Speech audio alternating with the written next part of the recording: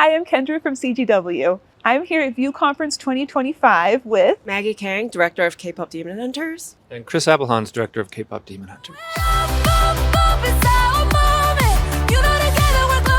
I'd love to talk to you about the unique visual style of the film and any influences and references.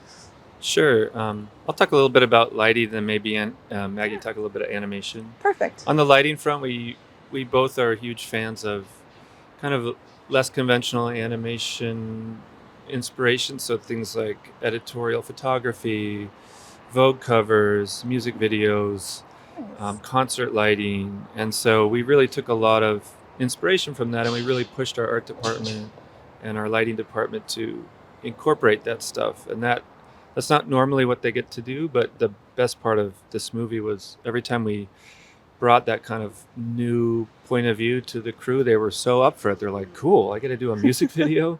I get to do a fashion cover, right? Nice. And I think that was really challenging. It was definitely, we had to develop new tools and some new ways of thinking about color and light and shaping of characters. But the movie really needed it. It needed to be able to, we told everybody, like, this film lives in the K-pop world. It needs to hold its own when it gets there. So it can't look like the animation version of K-pop. It needs to be just as sleek and glamorous and stylish and high level.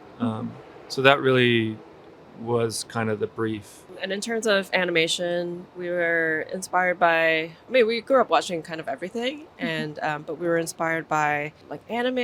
And when we say anime, we're talking like old people, anime. Like Cowboy Bebop.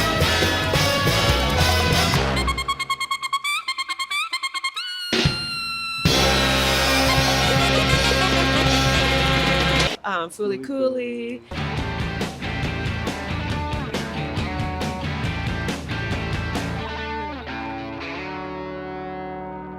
Lupin.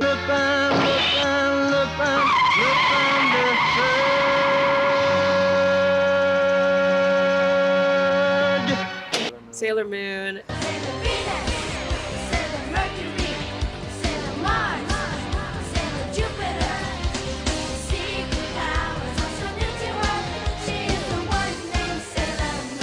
Nice. And what we liked about those is there's like this kind of snappiness to everything, and just very long, like all our characters are kind of modeled after that, those proportions, very long, incredibly long legs. They're like, I don't know, 7 feet tall if they were real people in real life.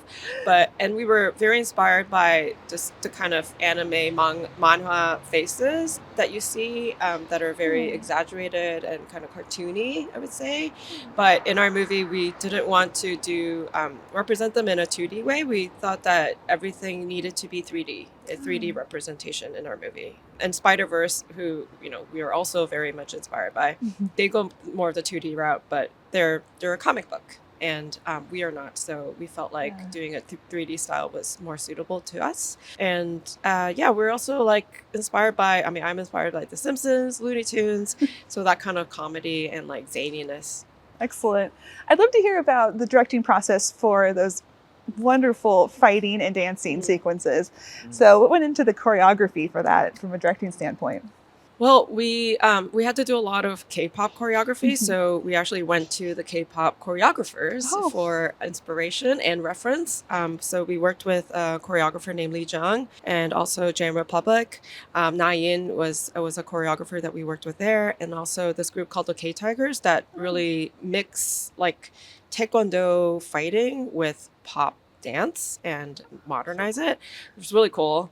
And so we would shoot reference videos with them, and we would hand it to our animators, and the team would sometimes do it exactly, be inspired by the moves exactly. But a lot of times they were actually creating choreography themselves, or like things that needed a bridge, between two shots, or like, oh, we forgot to get the reference for this part. So they would come up with ideas inspired by what they were seeing. Or some of them were actual dancers, and they would like record themselves doing the moves. Oh, nice. Well, great. Thank you both so much for being here today, and congratulations on the success of the film. Everyone's talking about it. Thank you. Thank you so much for having us. Absolutely. Make sure you check out the rest of our videos for View Conference 2025.